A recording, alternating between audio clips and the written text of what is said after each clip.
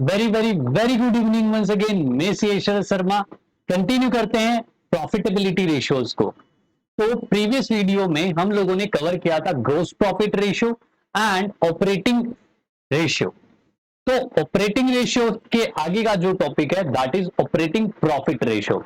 Simple सी कहानी है इसकी भी कि ऑपरेटिंग प्रॉफिट रेशियो कैसे कैलकुलेट करोगे। तो आपको क्या चाहिए, ऑपरेटिंग प्रॉफिट चाहिए, करेक्ट है, और रेवेन्यू फ्रॉम ऑपरेशन चाहिए। मल्टीप्लाई कर दो भैया 100 से, तो आपका जो आंसर आएगा परसेंटेज की फॉर्म में वो आपका हो जाएगा operating profit ratio. Number 1। Number 2, एक दूसरा तरीका क्या हो सकता है इसके सेकेंड मेथड की मैं अगर बात करूं तो मैं ऐसा भी बोल सकता हूं कि अगर मैं 100 में से माइनस कर दूं इसको ऑपरेटिंग रेशियो को, 100 में से ऑपरेटिंग रेशियो के मैं माइनस करूं तो मुझे क्या पता चल जाएगा, ऑपरेटिंग प्रॉफिट रेशियो। क्योंकि प्रीवियस वीडियो में हम लोगों ने देखा था कि operating ratio plus operating profit ratio, ये दोनों मिलके क्या होते हैं, 100 होते हैं। इस चीज को ध्यान रखिएगा, इस चीज को ध्यान रखिएगा। बारी आती है कि सर ऑपरेटिंग प्रॉफिट कैसे कैलकुलेट करें। तो कैलकुलेशंस में रेवेन्यू फ्रॉम ऑपरेशंस तो बड़ा सिंपल है, दैट इज नेट सेल्स जो होगा। अब बारी आती है दैट इज ऑपरेटिंग प्रॉफिट कैसे कैलकुलेट करें।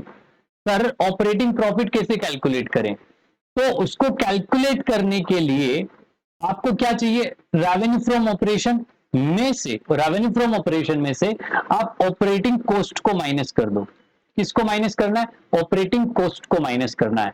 अब बारी आती है कि भैया ऑपरेटिंग कॉस्ट कैसे निकालेंगे, ऑपरेटिंग कॉस्ट कैसे निकालेंगे वो मैंने प्रीवियस वीडियोस में कवर करके रखा है। तो इसको मैं सिंपली यहां पे बोलूं तो cost of good sold plus operating expenses.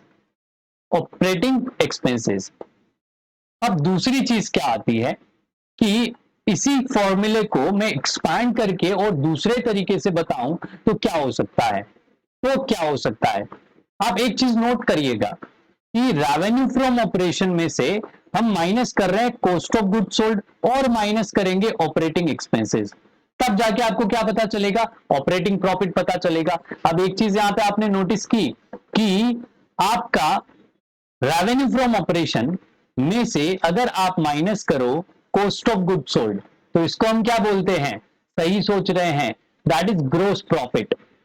इसको क्या बोलते हैं, ग्रोस प्रॉफिट। तो अगर मैं ग्रोस प्रॉफिट में से ऑपरेटिंग एक्सपेंसेस को माइनस कर दूं तो मुझे क्या पता चलेगा, सही सोचा आपने, दैट इज ऑपरेटिंग प्रॉफिट बचेगा।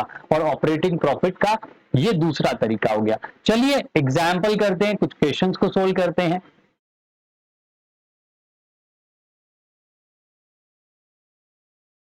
चलिए बड़ा सिंपल सा क्वेश्चन यहां पे दिया है,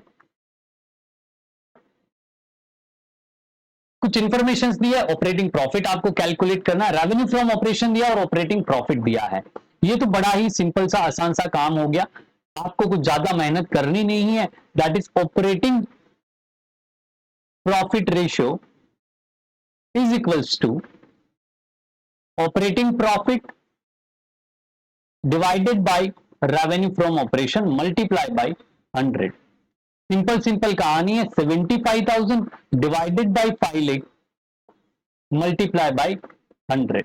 कितना सिंपल है, सिंपल सी कहानी थी। और आपको प्रॉफिट परसेंटेज पता चल जाएंगे ऑपरेटिंग प्रॉफिट के, दैट इज 15।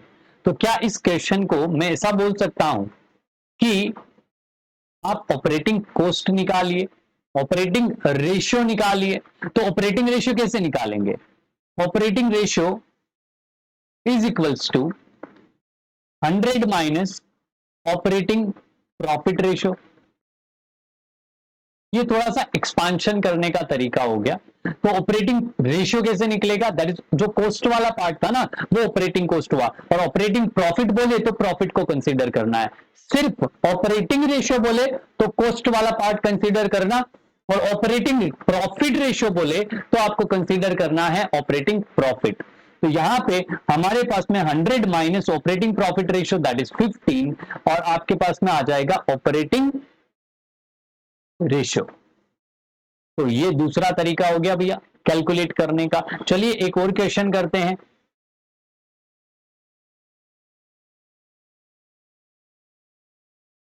चलिए ऑपरेटिंग प्रॉफिट रेशियो कैलकुलेट करना, रेवेन्यू फ्रॉम ऑपरेशन दिया हुआ है और ऑपरेटिंग कॉस्ट दे दी, ऑपरेटिंग कॉस्ट दे दी, तो क्या आप ऑपरेटिंग प्रॉफिट कैलकुलेट कर सकते हो?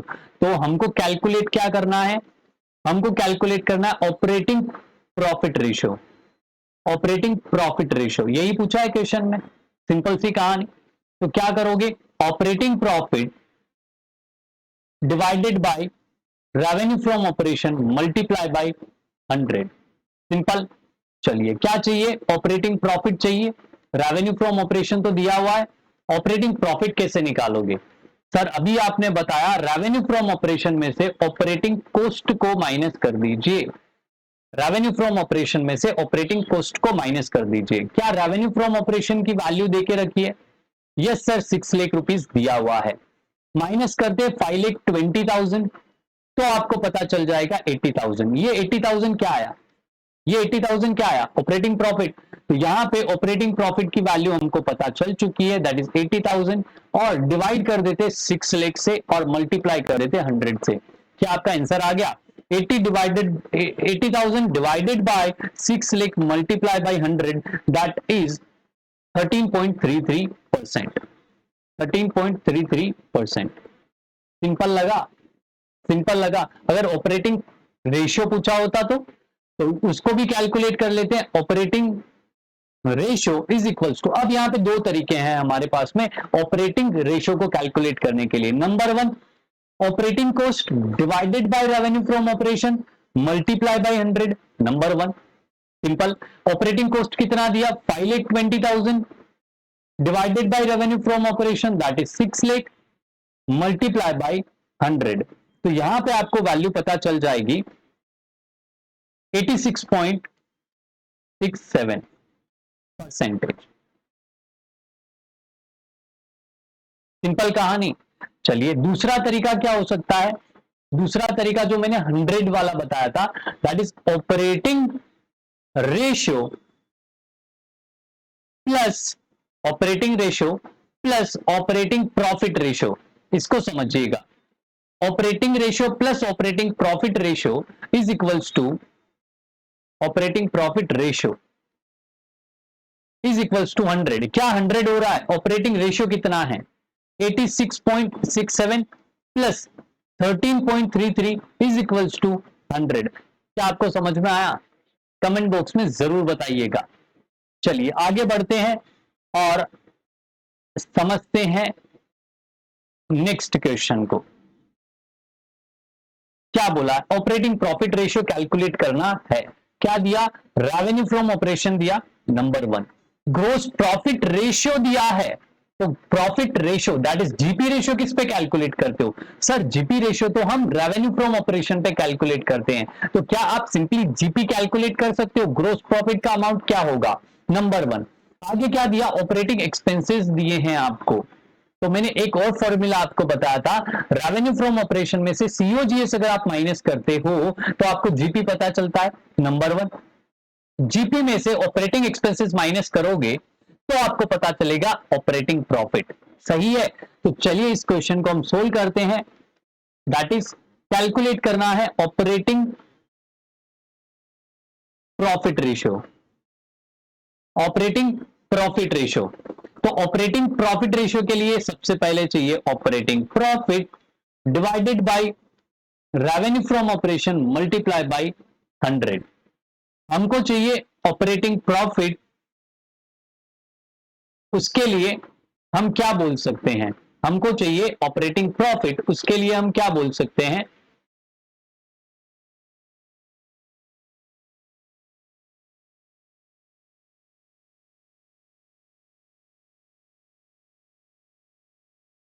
Operating profit is equals to gross profit minus operating expenses. क्या कहानी समझ में आई? ये क्यों किया मैंने, क्योंकि revenue from operation minus COGS minus operating expenses is equals to operating profit, और रेवेन्यू फ्रॉम ऑपरेशन में से सीओजीएस माइनस करोगे तो जीपी पता चलता है। तो ग्रोस प्रॉफिट की वैल्यू कैलकुलेशन हो सकती है 7,20,000 मल्टीप्लाई बाई 20%, वैल्यू पता चलेगी और उसमें से आपको माइनस करना है 36,000। तो 7,20,000 मल्टीप्लाई बाई 20 दैट इज 1,44,000, उसमें से आपको 36,000 माइनस करना है। 1,44,000 माइनस 36,000 इज इक्वल्स टू 1,08,000। ये क्या आया आपका? ये आया ग्रोस ऑपरेटिंग प्रॉफिट। और सिंपली यहां पे 1,08,000 operating profit divided by revenue from operation multiply by 100। इतनी सी कहानी है इस कॉन्सेप्ट की। बड़ा ही इजी सा कॉन्सेप्ट है, बड़ा ही आसान सा काम है। होपफुली आपको ये पूरा कॉन्सेप्ट समझ में आया। चलिए बढ़ते हैं आगे और नेक्स्ट आएगा हमारा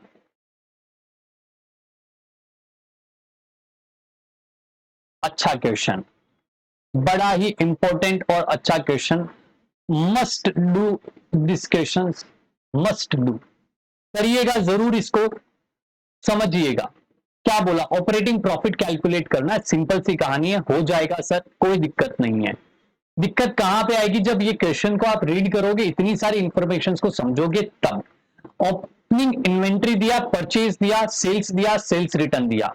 सर एक चीज हमारे समझ में आई कि सेल्स में से सेल्स रिटर्न हम माइनस करें तो हमको पता चल जाएगा रेवेन्यू फ्रॉम ऑपरेशन या नेट सेल्स। तो रेवेन्यू फ्रॉम ऑपरेशन निकाल सकते हैं सेल्स में से सेल्स रिटर्न को माइनस करके। सेल्स की वैल्यू कितनी? सर 7,50,000। सेल्स रिटर्न की वैल्यू कितनी? सर 15,000। नेट अमाउंट कितना आ गया? 7,35,000। सिंपल सी कहानी, इसका काम तो हो गया। क्लोजिंग इन्वेंट्री दिया, एडमिनिस्ट्रेटिव एक्सपेंसेस है, सेलिंग एंड डिस्ट्रीब्यूशन एक्सपेंसेस है, डिविडेंड ऑन शेयर्स है, लॉस बाय थेफ्ट है। ये दो चीजें जो दी ना, ये सर काम की नहीं है। क्यों काम की नहीं है? क्योंकि ये non operating in the nature है। ये आपके लिए नॉन ऑपरेटिंग इनकम है और ये आपके लिए एबनॉर्मल नेचर का एक्सपेंस है, जिसको मैं बोल सकता हूं नॉन ऑपरेटिंग एक्सपेंस। ये रोजाना नहीं होता। चोरी कौन करता है भैया? चोर करते हैं, लेकिन रोज रोज नहीं करते, कभी कभार हो जाती है। तो क्या हो गया? हमारे बिजनेस के लिए बोल रहा हूं, उनका तो धंधा हमेशा ही चालू रहता है, हमारे बिजनेस में रोज रोज चोरी नहीं होती।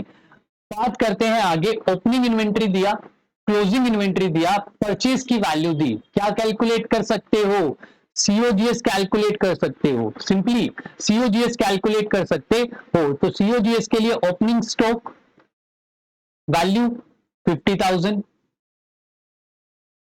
Purchase value 5 lakh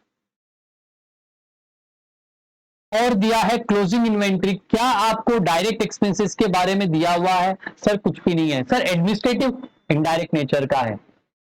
sir selling distribution indirect nature का। क्या दोनों ही आइटम आपके ट्रेडिंग अकाउंट में आते थे क्लास 11th में? But obvious not. तो आप यहां पे क्या करोगे? इसको सिंपली कैलकुलेट करोगे और आपको वैल्यू पता चल जाएगी सीओजीएस की। तो 50,000 plus 5 lakh minus 75,000 is equals to 4,75,000। 4,75,000 क्या वैल्यू आई? सीओजीएस की। तो इसके बेसिस पे आप क्या कैलकुलेट कर सकते हो? आपके पास में रेवेन्यू फ्रॉम ऑपरेशन है, आपके पास में सीओजीएस है, तो सिंपली आप क्या कर सकते हो? आप कर सकते हो जीपी। तो मैं यहां पे लिख देता हूं operating profit is equals to revenue from operation minus COGS minus operating expenses. Correct है? Revenue from operation sir 7,35,000, correct है। 4,75,000 सीओजीएस की वैल्यू आई and last one that is operating expenses 25,000 and 60,000। तो यहां पे 25,000 माइनस कर दो एंड आपको माइनस करना है 60,000। करेक्ट है? तो आपको वैल्यू पता चल जाएगी 7,35,000 minus 4,75,000 minus 25,000 minus 60,000 is equals to 1,75,000। 1,75,000 735 minus 475 minus 25 minus 60,000, दो चीजों को कंसीडर नहीं कर रहे हैं, revenue that is loss by theft and income from shares that is dividend on shares, ये दोनों ही एबनॉर्मल और non operating in the nature है, तो यहां पे कंसीडर नहीं करेंगे। सिंपल सी कहानी है। आपको क्या पता चला? ऑपरेटिंग प्रॉफिट पता चला। तो ऑपरेटिंग प्रॉफिट रेशियो कैसे कैलकुलेट करोगे? ऑपरेटिंग प्रॉफिट रेशियो कैसे कैलकुलेट करते हैं? ये तो अब आप कर सकते हो, operating profit upon revenue from operation multiply by 100। क्या कैलकुलेशंस हो सकती है? कमेंट बॉक्स में रिप्लाई दीजिएगा आपके आंसर का। बढ़ते हैं आगे और हमारा नेक्स्ट टॉपिक है that is net profit ratio. क्या है भैया नेट प्रॉफिट रेशियो? समझते हैं इसकी भी कहानी। नेट प्रॉफिट का मतलब क्या होता है? जो फाइनल प्रॉफिट होता है कंपनी का सारे एक्सपेंसेस को और सारे लॉसेस को एडजस्ट करने के बाद में। तो नेट प्रॉफिट रेशियो का आप कैलकुलेट कैसे करोगे? Net profit after tax divided by revenue from operation multiply by 100। Simple सा फॉर्मूला है, सिर्फ एक चीज आपको पता होनी चाहिए, that is net profit after tax क्या होगा। इसकी कहानी को समझते हैं। दैट इज आपने ऑपरेटिंग प्रॉफिट तक कैलकुलेशन समझ ली थी और उसके बाद में, यानी अगर आपको ऑपरेटिंग प्रॉफिट कैलकुलेट करना आता है तो आपके लिए बड़ा आसान हो जाएगा। ऑपरेटिंग प्रॉफिट आपको पता है, उसमें आपको नॉन ऑपरेटिंग एक्सपेंसेस को माइनस करना है और नॉन ऑपरेटिंग इनकम जो है उसको आपको क्या करना है? ऐड करना है। नॉन ऑपरेटिंग एक्सपेंसेस को माइनस करना है और नॉन ऑपरेटिंग एक्सपेंस इनकम को आपको ऐड करना है। इससे आपको क्या पता चल जाएगा? आपको प्रॉफिट पता चलेगा, दैट इज नेट प्रॉफिट। तो इसको अपने बोलेंगे नेट प्रॉफिट। क्या सर ये प्रॉफिट जो आपने कैलकुलेट किया वो फाइनल है जो आपको आफ्टर टैक्स चाहिए? बिल्कुल नहीं, ये आपको पता चला बिफोर टैक्स का प्रॉफिट। इसमें से आपको टैक्सेशन की वैल्यू को माइनस करना पड़ेगा, जो कि या तो वैल्यू देके रखी होगी क्वेश्चन में या फिर आपको परसेंटेज के फॉर्म में दिया होगा। अगर परसेंटेज दिए हैं तो नेट प्रॉफिट बिफोर टैक्स की जो अमाउंट है उस पर आपको कैलकुलेट करना पड़ेगा। तो यहां पे कैलकुलेशन बता देता हूं, net profit before tax multiply by tax rate, multiply by tax rate. तो इससे आपको क्या पता चल जाएगा? टैक्स की वैल्यू पता चलेगी और ये जो फाइनल आंसर आएगा जिसको हम बोलेंगे नेट प्रॉफिट आफ्टर टैक्स, जिसको हम बोलेंगे नेट प्रॉफिट आफ्टर टैक्स। अब क्वेश्चन में थोड़े से ट्विस्ट आते हैं कि क्वेश्चन में आपको डायरेक्टली ये वैल्यू देके रखी हो तो बड़ा सिंपल सा काम है। अगर थोड़ा सा कुछ वैल्यूज निकालनी पड़े तो उसमें टेंशन लेने की जरूरत नहीं है। आगे बढ़ते हैं और कुछ क्वेश्चंस को सोल्व करते हैं और देखते हैं कि इसकी क्वेश्चंस किस तरीके से सॉल्व होंगे। चलिए यहां पे क्या दिया आपको? नेट प्रॉफिट आपको, नेट प्रॉफिट रेशियो आपको कैलकुलेट करना है। जीपी रेशियो आपको देके रखा है 25%। अब मुझे एक चीज बताना, जीपी रेशियो किस पे कैलकुलेट करते हो? सर जीपी रेशियो का फॉर्मूला था gross profit divided by revenue from operation. Gross profit divided by revenue from operation, तो रेवेन्यू फ्रॉम ऑपरेशन का 25% ग्रोस प्रॉफिट है। तो इससे हमको क्या पता चला? सर ग्रोस प्रॉफिट पता चल गया। नंबर 2 दिया कैश सेल्स है 2 लाख रुपीस की, क्रेडिट सेल्स है 90% ऑफ टोटल सेल्स। अगर क्रेडिट सेल्स 90% है तो कैश सेल्स कितनी होगी? 10%। तो 10% जो है वो 2 लाख है, तो आपको वैल्यू पता चल जाएगी टोटल सेल्स की। तो टोटल सेल्स पे आप जीपी निकाल सकते हो। और इनडायरेक्ट एक्सपेंसेस आपको देके रखे हैं 20,000, इनडायरेक्ट एक्सपेंसेस आपको देके रखे हैं 20,000। सिंपल सी कहानी है, नेट प्रॉफिट आप आराम से कैलकुलेट कर सकते हो। यहाँ पे टैक्सेशन का पॉइंट नहीं दिया है तो जबरदस्ती आपको कैलकुलेट करने की जरूरत नहीं है। जो प्रॉफिट आए आपके पास में उसी पे आप कैलकुलेट कर सकते हो। चलिए इस क्वेश्चन को हम सोल्व करते हैं। चलिए आपको क्या निकालना है? नेट प्रॉफिट रेशियो निकालना है। कैसे निकालोगे? Net profit after tax divided by revenue from operation multiply by 100। क्या सर हम एग्जाम में शॉर्ट फॉर्म लिख सकते हैं क्या? बिल्कुल मत करना ये वाली गलती। एग्जाम में शॉर्ट फॉर्म कभी भी नहीं लिखनी है हमको, पूरा जैसे नेट प्रॉफिट आफ्टर टैक्स ये पूरा लिखना है, एनपीएटी नहीं लिखना। नेक्स्ट आ जाता है, आपको चाहिए revenue from operation number 1। Revenue from operation कैसे निकालोगे? आपको दिया हुआ है कैश सेल्स, आपको दिया हुआ है कैश सेल्स जो कि है 2 लाख रुपीस। तो मैं ऐसा बोल सकता हूं कि टोटल सेल्स, ये इसकी तो हम कैलकुलेशन कर रहे हैं, टोटल सेल्स मल्टीप्लाई बाय 10%, जो कि अपना कैश सेल्स होगा। करेक्ट है, क्योंकि क्रेडिट सेल्स 90% है। तो टोटल सेल्स हमको दिया है क्या? नहीं दिया। तो हमको टोटल सेल्स या रेवेन्यू फ्रॉम ऑपरेशन अपने बोल सकते हैं, multiply by 10% is equals to cash sales कितनी है? 2 लाख रुपीस। साइड चेंज कर दो, टोटल सेल्स की वैल्यू पता चल जाएगी, यानी रेवेन्यू फ्रॉम ऑपरेशन आपको पता चल जाएगा। तो 2 lakh divided by 10 into 100 is equals to 20 lakh rupees की अपनी क्या हो गई? टोटल सेल्स हो गई। एक काम तो आसान हो गया, एक काम तो आसान हो गया। तो टोटल सेल्स की वैल्यू 20 लाख रुपीस या रेवेन्यू फ्रॉम ऑपरेशन, यहां पे सेल्स रिटर्न वगैरह कुछ भी नहीं दिया है। सेकेंड चीज आपको चाहिए प्रॉफिट। तो इस टोटल सेल्स पे आप क्या कर सकते हो? कैलकुलेट कर सकते हो जीपी। तो हमको चाहिए नेट प्रॉफिट, हमको क्या चाहिए? नेट प्रॉफिट चाहिए। उसकी कैलकुलेशन कैसे करें कि सर जीपी में से हम इनडायरेक्ट टैक्सेस को माइनस कर दें, इनडायरेक्ट एक्सपेंसेस को माइनस कर दें, तो हमको क्या पता चल जाएगा? नेट प्रॉफिट पता चल जाएगा। तो जीपी कैसे निकालोगे? 20 लाख का 25%। नंबर वन ये जीपी आ गया, दिया हुआ है क्वेश्चन में GP ratio, and always calculated on revenue from operation. Minus करना है 20,000, माइनस करना है 20,000, कितना आया? 4 लाख रुपए अपना जीपी है, जिसमें 20,000 रुपीज अपना क्या है? इनडायरेक्ट एक्सपेंस है। करेक्ट है, करेक्ट है। तो वैल्यू कितनी आ गई? 3,80,000। 3,80,000 अपना आ गया नेट प्रॉफिट। यहां पे टैक्सेशन के बारे में कोई बात नहीं की कि टैक्स की रेट कितनी होगी, तो आप डायरेक्टली कैलकुलेट कर सकते हो, कोई टेंशन वाली बात नहीं है। यहां पे आपका आंसर आया 19%। ये जो 19% है ये अपना नेट प्रॉफिट रेशियो हो गया।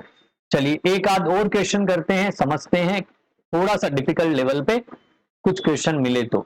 चलिए भैया नहीं है, आपकी बुक में कुछ क्वेश्चंस होंगे, उनको सोल्व करिएगा और करिएगा अच्छे से क्वेश्चंस को। नेक्स्ट आता है अपना टॉपिक रिटर्न ऑन इन्वेस्टमेंट।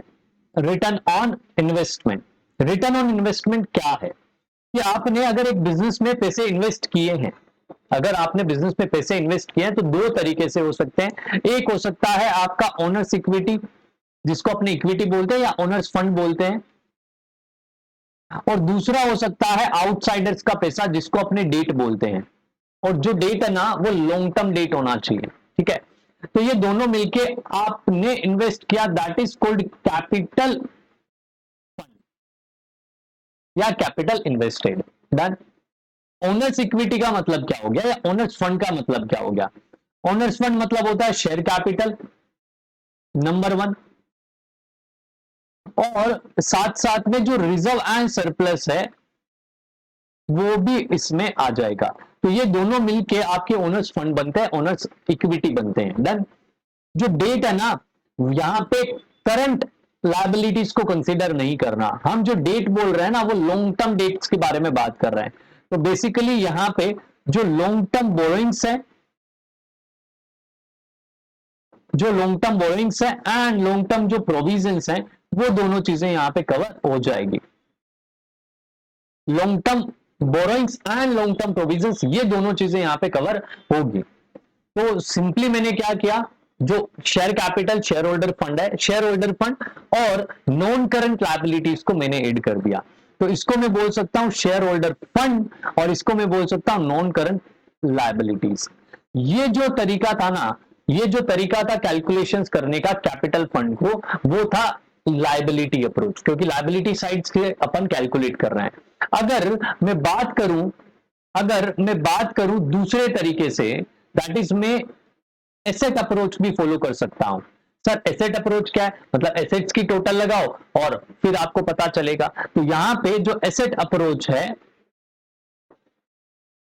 वो किस तरीके से होगी, अब यहां पे आप समझिएगा आपके पास में क्या क्या चीजें बाकी रही। सर एसेट्स बाकी रही, एसेट्स में और करंट एसेट्स बची, फिक्स्ड एसेट्स बची, तो मैं इसको ऐसे बोल सकता हूं that is non current asset, non current asset plus current asset, ये टोटल एसेट हो जाएगी। इसमें से मैं करंट लायबिलिटीज को माइनस कर दूं, non current asset plus current assets, ये टोटल एसेट हुई, उसमें से मैं जो करंट लायबिलिटीज हैं उनको माइनस कर दूं, तो मुझे क्या पता चल जाएगा, कैपिटल फंड पता चल जाएगा। अब ये जो नॉन करंट एसेट और करंट एसेट्स है, इसको मैं बोल सकता हूं टोटल एसेट। तरीका नंबर 1, क्वेश्चन में टोटल एसेट दिया, उसमें से करंट लायबिलिटी माइनस कर दो, नंबर 1, एक तो ये हो गया। या फिर आप क्या कर सकते हो, अगर वर्किंग कैपिटल क्वेश्चन में दी है, how to calculate working capital, current asset minus current liability, तो आप तरीका नंबर 2 फॉलो कर सकते हो, non current asset plus working capital, working capital, ये हो गया तरीका नंबर 2। क्यों किया, क्योंकि current asset minus current liability working capital होती है, यही तो करना था, यही तो हमको करना था। तो हमको रिटर्न ऑन इन्वेस्टमेंट जो निकालना है, हमने क्या किया, हमने किया दो चीजें। एक तो हमको कैपिटल फंड चाहिए, that is amount invested in the business, जितना पैसा लगाया उस पर हमने कितनी अर्निंग की, उसमें हमने कितनी अर्निंग की, उसको आपको कैलकुलेट करना है परसेंटेज की फॉर्म में। तो मैं बोल सकता हूं कि जो मैंने आउटसाइडर्स का पैसा इन्वेस्ट किया है और मेरा पैसा इन्वेस्ट किया, उसको मैं बोल सकता हूं कैपिटल फंड। तो इतना भैया हमने पैसा लगाया, that is called capital fund, हमने इतना इन्वेस्ट किया, और हमको परसेंटेज की फॉर्म में आंसर चाहिए, तो हम क्या करेंगे, मल्टीप्लाई बाय 100 करेंगे, करेक्ट। अब कितना प्रॉफिट अर्न किया आपने, तो वो हमको यहां पे चाहिएगा, दैट इज प्रॉफिट। अब आपने आउटसाइडर्स को क्या दिया होगा, इंटरेस्ट, तो ये जो प्रॉफिट होना चाहिए ना, अब आपने कैपिटल फंड में डेट को भी कंसीडर किया है, तो ये जो प्रॉफिट होगा ना, ये उनके रिटर्न को इंक्लूड करके होगा, दैट इज हम जो प्रॉफिट लेंगे वो profit before interest and taxes, और डिविडेंड भी दिया हो तो डिविडेंड से भी पहले वाला हमको प्रॉफिट लेना है। तो मैं यहां पे इसको सही से लिख देता हूं,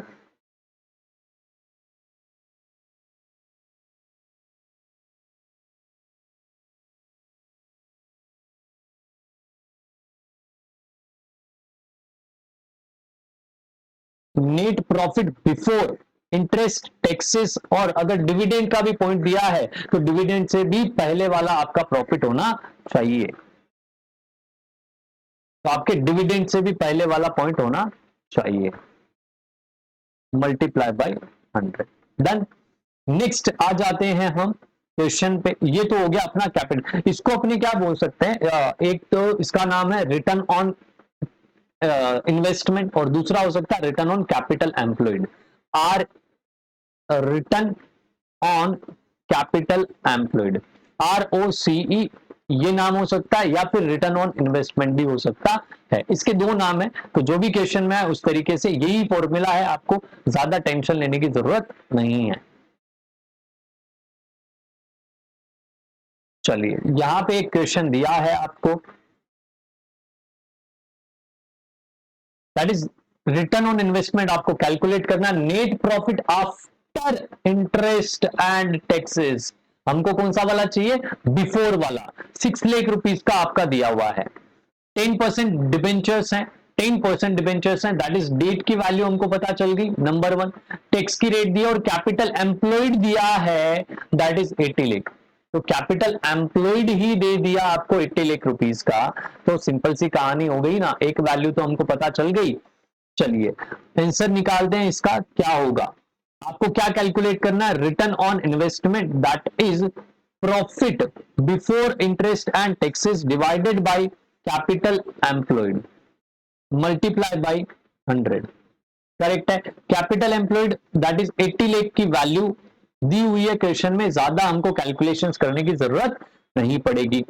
नंबर 2 हमको चाहिए profit before interest and taxes, हमको क्या दिया है, profit after interest and taxes, ये दिया हुआ है। तो हम अगर आफ्टर पे पहुंचे तो कैसे पहुंचेंगे, तो हम पहुंच सकते हैं, इसमें से इंटरेस्ट माइनस कर दो सबसे पहले, तो जो आएगा वो प्रॉफिट बिफोर टैक्स आ जाएगा, करेक्ट है। अब प्रॉफिट बिफोर टैक्स में से हम अगर टैक्सेशन को माइनस कर दे, दैट इज 40%, तो हमारे पास में वैल्यू जो बचेगी वो प्रॉफिट आफ्टर टैक्स की बचेगी और आफ्टर इंटरेस्ट की बचेगी।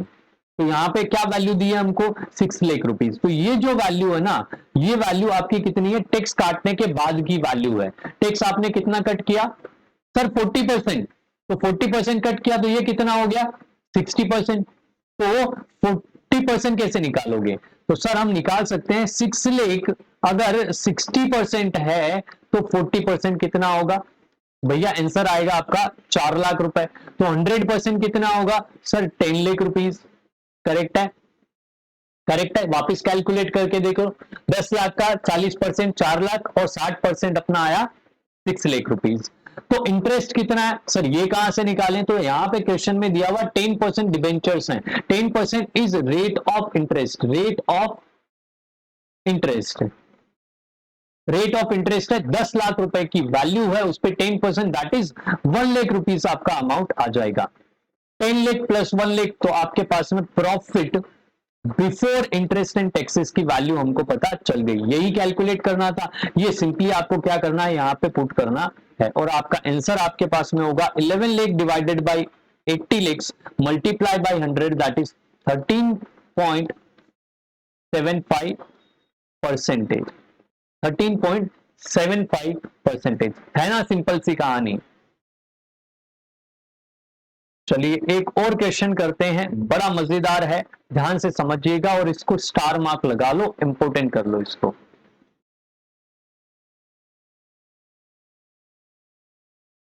चलिए क्या पूछा है क्वेश्चन में, क्वेश्चन में पूछा है रिटर्न ऑन इन्वेस्टमेंट आपको कैलकुलेट करना, नेट प्रॉफिट बिफोर टैक्स दिया हुआ है, बिफोर टैक्स आपको दिया हुआ 24%, टैक्स की रेट दी है 50%। अगर बिफोर टैक्स दिया है और हमको रिटर्न ऑन इन्वेस्टमेंट भी पहले का कैलकुलेट करना है, तो ये टैक्स की रेट काम आएगी क्या। चलिए आगे बढ़ते हैं, revenue from operation 9 lakh rupees है, तो इस 9 लाख रुपीज पे आप क्या डायरेक्टली 24% कैलकुलेट कर सकते हो सर, बिफोर टैक्स दिया हुआ है, क्या कर चलेगा ना काम। ठीक है, नेक्स्ट आता है नेट फिक्स्ड एसेट्स दी हुई है, एक्यूमुलेटेड डेप्रिसिएशन दिया हुआ है। अब बच्चे क्या करते हैं सर फिक्स्ड एसेट्स हैं, क्या करें फिक्स्ड एसेट्स का, तो नेट वैल्यू दी है ना, यहाँ पे नेट वैल्यू दी है, डायरेक्टली नेट वैल्यू दी है, ग्रोस का क्या करोगे, तो यहाँ पे नेट वैल्यू में एड बैक करने की जरूरत नहीं है डेप्रिसिएशन को, हमको नेट वैल्यू ही चाहिए, हमको नेट वैल्यू चाहिए, नेट वैल्यू दी हुई है, तो क्या करोगे नेट वैल्यू को कंसीडर करो, इसको इग्नोर कर दो। नॉन करंट इन्वेस्टमेंट दिया हुआ है, अगेन एसेट है, करंट एसेट दी है और टोटल डेट दिया और लॉन्ग टर्म बोरिंग्स दिया, क्या करोगे। चलिए क्वेश्चन को सोल्व करते हैं और समझते हैं इसकी कहानी भी क्या होगी। नंबर 1 हमको क्या चाहिए आंसर में, हमको क्या चाहिए आंसर में, हमको चाहिए रिटर्न ऑन इन्वेस्टमेंट, और रिटर्न ऑन इन्वेस्टमेंट के लिए हमको चाहिए profit before interest and taxes divided by capital employed, correct है, और मल्टीप्लाई बाय 100, डन। अब दो चीजें हमको कैलकुलेट करनी है, number 1 profit before interest and taxes, आपको क्या दिया हुआ है, प्रॉफिट बिफोर टैक्स दिया हुआ है, कितना दिया हुआ है 24%, किस पे कैलकुलेट करोगे, रेवेन्यू फ्रॉम ऑपरेशन पे, तो आपका प्रॉफिट बिफोर टैक्स आपको दिया हुआ है, तो यहां पे मैं लिख दूं प्रॉफिट बिफोर टैक्स, तो टैक्सेशन की वैल्यू का क्या करना है, कुछ भी नहीं करना, इसको भी इग्नोर कर देना। तो 9 लाख रुपीस का 24% आपकी वैल्यू आ जाएगी 2,16,000, 2,16,000 आपकी वैल्यू आएगी प्रॉफिट बिफोर टैक्स की। तो हमको इंटरेस्ट की वैल्यू को ऐड करना है, यहां पे बोला है 15% लॉन्ग टर्म बोरिंग्स है, 3,60,000 उसकी वैल्यू है, तो 3,60,000 इंटू 15%, 3,60,000 इंटू 15% अगर आप करते हो तो आपके पास में वैल्यू आ जाएगी 54,000, ये है 3,60,000 इंटू 15%, करेक्ट है। तो क्या अब आप नेट प्रॉफिट या profit before interest and taxes calculate कर सकते हो, सर 8 डे की करना है 216 में, तो आपका आंसर आ रहा है यहां पे 2,70,000। कहानी सिंपल है, टैक्स को क्यों कंसीडर नहीं किया, क्योंकि यहां पे क्लियरली मेंशन किया प्रॉफिट बिफोर टैक्स है, तो टैक्स के बाद का होता तो टैक्स ऐड करते, ये तो ऐड माइनस किया हुआ ही नहीं है, तो यहां पे हमको डायरेक्टली वैल्यू पता चल गई 2,70,000, करेक्ट है। अब हमको क्या चाहिए, कैपिटल एम्प्लॉयड चाहिए, अब हमको क्या चाहिए, कैपिटल एम्प्लॉयड चाहिए, कैपिटल एम्प्लॉयड में क्या क्या दिया हुआ है? क्या आपको इक्विटी डेट की वैल्यू दी हुई है? नहीं दिया हुआ। सर हमको नेट एसेट्स की वैल्यू दी हुई है, तो हम कौन सी अप्रोच फॉलो करें? हम अप्रोच फॉलो करेंगे दैट इज एसेट अप्रोच। तो यहां पे हमको निकालना है capital employed. Capital employed calculate कैसे करोगे? नेट फिक्स्ड एसेट्स कितनी है? मैंने फॉर्मूला बताया था एसेट अप्रोच में, that is asset plus working capital, that is non current asset plus working capital. तो यहां पे वो फॉर्मूला यूज हो सकता है। फिक्स्ड एसेट्स की वैल्यू है 4,50,000। डेप्रिसिएशन को इग्नोर करेंगे बिकॉज नेट वैल्यू देके रखी है। फिर आ जाएगा नॉन करंट इन्वेस्टमेंट, ये भी इन्वेस्टमेंट है तो आपको वैल्यू को ऐड करना पड़ेगा 45,000। नेक्स्ट आ जाएगा करंट एसेट दी हुई है। ओके सर, हम यहां पे करंट एसेट को भी ऐड कर देंगे तो ये आपकी टोटल एसेट हो जाएगी। ये आपकी टोटल एसेट हो जाएगी, सिंपल। तो हमको यहां पे पता चला टोटल एसेट। अब इस टोटल एसेट में से आप माइनस कर दो करंट लायबिलिटीज को।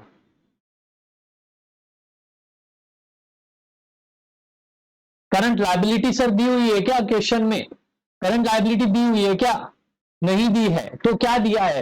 टोटल डेट दिया है, दैट इज आउटसाइडर्स लायबिलिटी दी हुई है, उसमें से लॉन्ग टर्म बोरिंग्स भी दिया हुआ है। तो टोटल में से अगर लॉन्ग टर्म माइनस कर दोगे तो आपको वैल्यू पता चल जाएगी। आपको वैल्यू पता चल जाएगी। तो चलिए, हमारे पास में क्या दिया हुआ है कि long term borrowings plus current liability is equals to total debt बनता है। क्वेश्चन के हिसाब से मैंने फॉर्मूला को मॉडिफाई किया। लॉन्ग टर्म बोरिंग्स हमारे पास में 3,60,000 है, plus current liability is equals to 4,05,000 जो हमारा टोटल डेट है। तो करंट लायबिलिटी की वैल्यू कितनी आ जाएगी?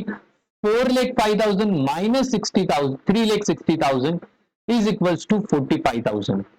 ये क्या आ गया हमारे पास में? Current liability. जरूरत पड़ी? हाँ सर, जरूरत पड़ी करंट लायबिलिटी की। यहां पे हम पुट कर देंगे करंट लायबिलिटी को। टोटल वैल्यू करें 4,50,000 प्लस 45,000 प्लस 90,000 माइनस 45,000, तो आपको वैल्यू पता चल जाएगी 5,40,000। ये जो 540 आया ना, यही आपका कैपिटल एम्प्लॉयड है।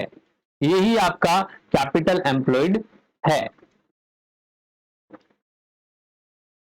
करेक्ट है सर। आपने तो वर्किंग कैपिटल माइनस कर ऐड करने को बोला था, तो वो तरीका भी आप कर सकते हो कि current asset and current liabilities का जो डिफरेंस आएगा, that is current asset minus current liability, उसको भी आप कंसीडर कर सकते हो। तो 90,000 माइनस 45,000, तो 45,000 अगर आप इन दो वैल्यूज में ऐड करो तो भी आपको कैपिटल एम्प्लॉयड पता चल जाएगा। चलिए वैल्यू पुट करते हैं, that is 5,40,000, 2,70,000 divided by 5,40,000 multiply by 100 और आपका आंसर आ जाएगा 50%। है ना इजी सा कॉन्सेप्ट पूरा का पूरा। प्रैक्टिस करिएगा अच्छे से। आगे के जो रेशियोज हैं, that is liquidity ratio, solvency ratio, work और एक्टिविटीज रेशियोज, वो सारे हम नेक्स्ट वीडियोस में कवर करने वाले हैं। स्टे ट्यून, लाइक करें, शेयर करें, सब्सक्राइब करें। मिलते हैं नेक्स्ट वीडियो में, तब तक आप पढ़ते रहें, प्रैक्टिस करते रहें। Bye bye, take care.